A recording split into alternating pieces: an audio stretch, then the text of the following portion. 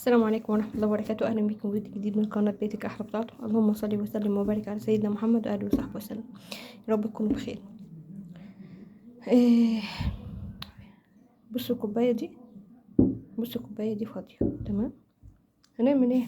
عندنا ابتلاءات كتير طبعا، كل واحد عنده ابتلاء في حتة معينة، بس كلنا واخدين حاجتنا، كلنا واخدين نصيبنا 24 قيراط.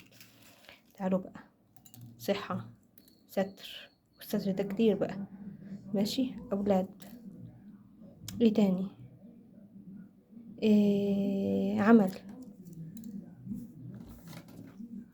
ايه تاني، اللقمة اللي احنا بناكلوها، اليوم اللي بيعدي من غير مشاكل، اللي كل حاجة. شوف انت ايه عندك نعم، شغل جوزك، اليوم اللي بيعدي من غير اي حاجة وحشة. شوفي ده كله بقى. بصوا اهي كوباية اهي، الباقي فاضي. احنا ما بنبصوش على دول، احنا بنبص على دول، مع ان لو فكرنا بيها بس شوية، لو رفع ربنا ستره عن البني ادم هيتفضح، فعلا هيتفضح في كل حاجة، هتفضح في كل حاجة. تعالي بقى نعمل ايه، نملى دي. بصي دول اللي عندك، دول اللي عندك، احمد ربنا بقى عليهم. وبصي دول، ما تبصيش للفاضي بس، بصي للمليان. دايما سكري اي حاجة بالرضا. انا راضي يا رب، يا حي يا قيوم برحمتك استغيث، اصلح لي شأني كله قادر في يوم واحد يجيب موازين حياتك.